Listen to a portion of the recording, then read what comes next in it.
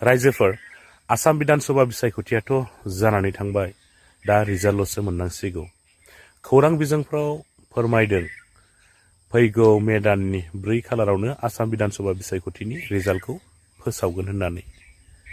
दा रिजाल्ट मोनखांब्लासो जोङो मोनथिनानै मोनसिगोन बबे दोलोनिफ्राय साबेसे बिजाथि देरहागोन आरो साबेसे बिजाथिया जेनगोन बेखौ जोङो फैबाय थानाय 4 खालारावसो जोङो मोनथिनानै मोनसिगोन नङा होमबा रायजोफोर दा बे समाव खौरां बिजोंफ्राव नुनो मोननाय जादों BSUनि अर्गानाइजिं सेक्रेटारि सानसुमा रामचियारी बिथाङा दिपेन बर'जों बिसायख'थिनि समाव मानहानि केस होजानानै दिनै बिथाङा खौरां बिजोङाव माखासे बाथ्रा फोरमायनानै लादों नोंथांमोना बे भिडिअखौ जोबजासिम नायोब्ला सानसुमा रामचियारी बिथांनिफ्रायनो गासै बाथ्राखौ नोंथांमोना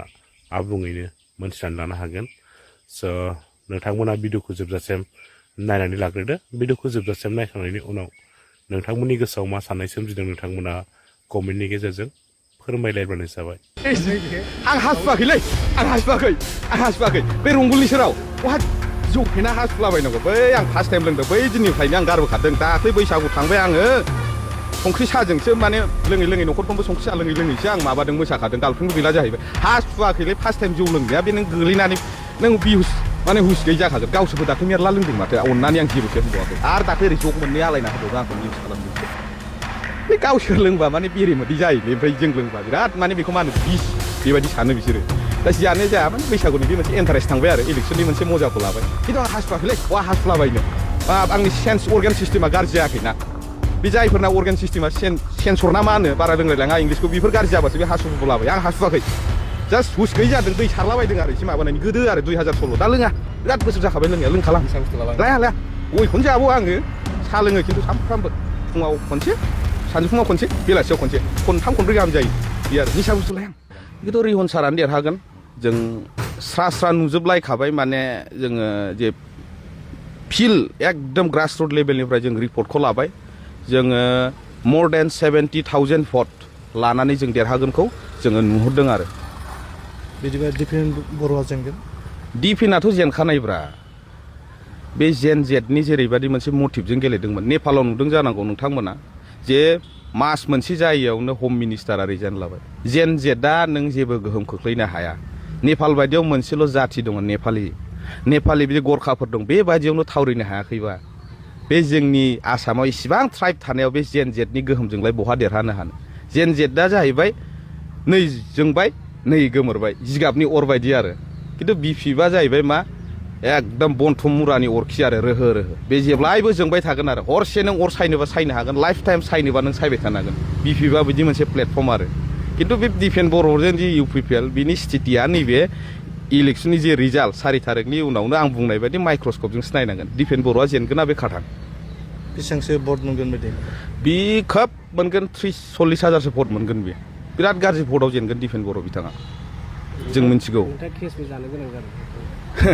केसखौ होदों बियो 100 कौटि नांगौना आंनि न'आवथ' 100 कौटि गैया लायथों बे एरखुनानै थिं मा दं मा गैया हाजिर जानांगौबा जागोन फैसा गैया खिन्थु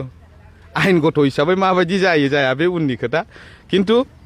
बिथाङा जे 100 कौटिनि मानहानिनि ना मा होनो बेखौ आंबो फार्स्ट टाइम केस होजानाय नालाय मिन्थिया खिन्थु 100 कौटिखौ होआ थाइसेबो होआ नांगौबा थिं न' बां मा दं एरखुना लांथों अमा बोरमा मोसौ जे दाउफोर दङ बेखौ लानानै थांदों खिन्थु बिथां थाइसे फैसा होआ आंनाव गैयानो 100 कौटि थाखा अबेनि 1 लाख थाखायानो गैया आंनाव अबेनिफ्राय होनो आंलाय केस होनायनि उनाव नोंथांनाव जेबो नटिस बिदि फैयाखै फन हरदों सोरबा आं नामखौ मुंख'थ'ला ओंखायनो आं उदालगुरियावथ' माने एसे डिस्टार्ब जाबाय नालाय आं क'क्राझाराव दायो दंफैथ'यो जिहेतु नों बर' मैखोम जायगा जाहैबाय नालाय मा मोनखो बे आंखौ केस होनानैलाय आरो लोगोफ्रा बुंदों बे केसखौ गिनाङा आंबो लोगोफोरनि थ्रुयै आं गियाखै खिन्थु 100 कौटिखौ थाइसेबो होआलै अबे फैसाजों होनांगौ अबे फाग्लाजों 1 लाखबो गैया आंनि आखायाव एक्चुअलि मानि सायाव केसआ मा माबालै प्रपार्टिखौ शेयार खालामदोंमोन आङो दा बुस्थुखौ नायबिजिरनानै नुदों माने नंगौबो नङा माने इनडाइरेक्टलि माने थार्ड पार्टिनो होना दोननाय बायदि नुदों जिनिसखौ माने खोनानाय मथेबा बे फेसबुकाव हगारसावबाय नालाय होबाय आंबो शेयार खालामना होनाया बेखौनो केस होबाय हाजार मानसि शेयार खालामदों माने गावनि एगेन्स्टआव बुंबाय थाबाय नालाय बेखौ बोरै सिरि दोननो हागोन ना 8 तारिखआव होना होबायब्रा बे 100 कौटि होआ उदालगुरि केसनि थाखाय थानाखै नामा नोंथां उदालगुरियाव ओरैनोथ' बारा डिस्टार्ब खालामाखै बे लोगोफ्रा डाटा होनबाय थादों नालाय ओंखायनो आं माबाथ'वाखै एथ'ग्राब गिदिरबो बिदि इसु नङा बियो गिया आङो जेबो खालामनो हाया आंनि जायगायाव बर' मैखोमसोना जेबो खालामनो हाया आङो बाबा दंफां सानिफ्राय बाज्रुमनानैसो मोसाबावगोन आं एबार खनसेयाव गाखोलाय बारजुमलायसो मोसाबावगोन आं लोगोफ्रा माबायदि रंजायो बेखौ मिथिया बेसेबांबा गोजौ दंफांनिफ्राय गाखोबाय बारजुमबाय बिदिसो मोसागोन आं बमा समा जेबो गावा लाइफनि इसिबां गिदिर एक्सपिरियेन्स जुदि देरहाजोबोब्ला देरहागोन बे समाव जों मानो रंजाया जानो आं मानो रंजाया जानो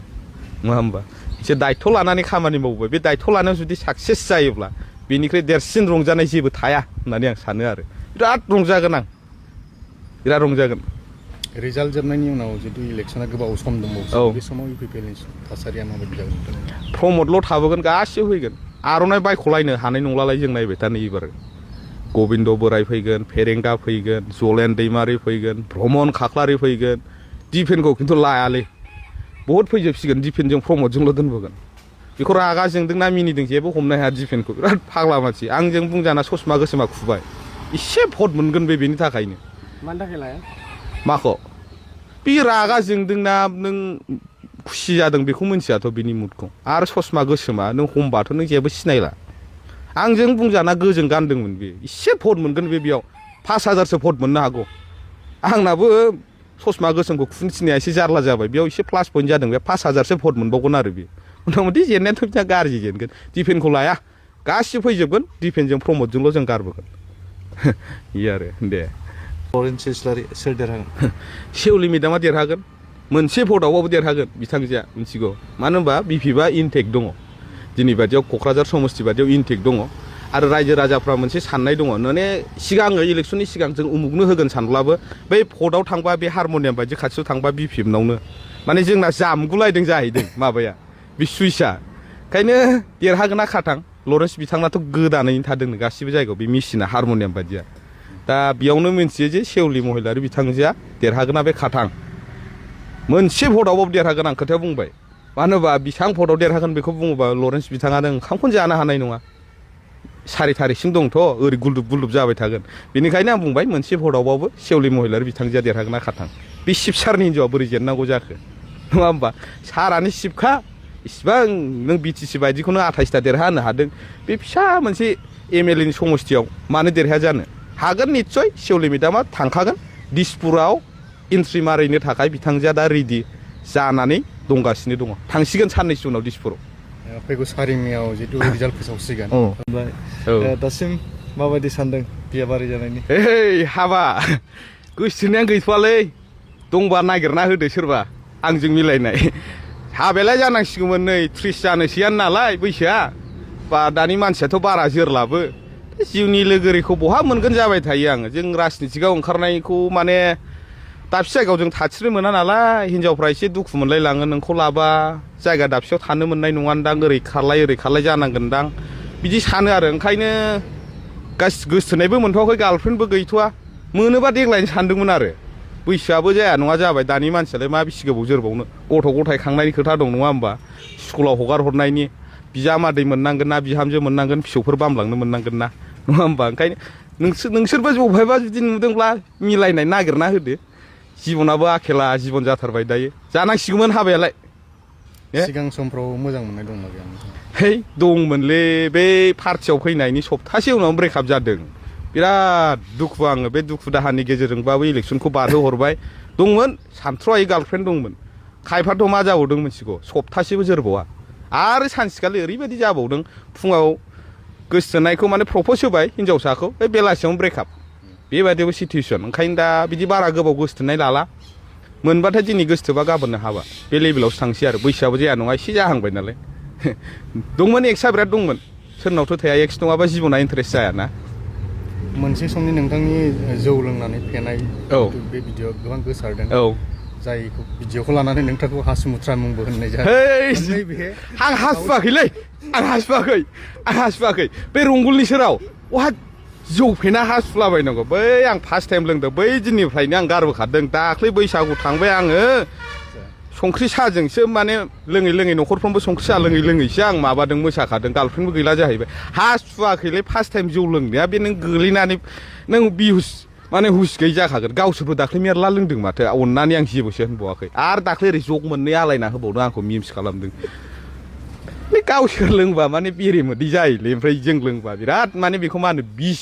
बेबायदि सानो बिसोरो दा जियानो जाया माने बैसागुनि बे मोनसे इन्टारेस्ट थांबाय आरो इलेक्सननि मोनसे मजाखौ लाबाय खिन्थु आं हासुवाखैलै बहा हासुलाबायनो आंनि सेन्स अर्गान सिस्टेमा गाज्रि जायाखैना बे जायफोरना अर्गान सिस्टेमा सेन्सर ना मा होनो बारा रोंलायलाङा इंलिसखौ बेफोर गाज्रि जाबासो बे हासुगुलाबाय आं हासुवाखै जास्ट हुस गैयै जादों दै सारलाबायदों आरो एसे माबानायनि गोदो आरो 2016 दा लोङा बिराद बोसोर जाखाबाय लोंनाया लोंखाला लाया गयखौनो जाबावो आङो साहा लोङो खिन्थु सामफ्रामबो फुङाव खनसे सानजौफुङाव खनसे बेलासियाव खनसे खनथाम खनब्रै गाहाम जायो बे आरो निसा बुस्थु लाया आं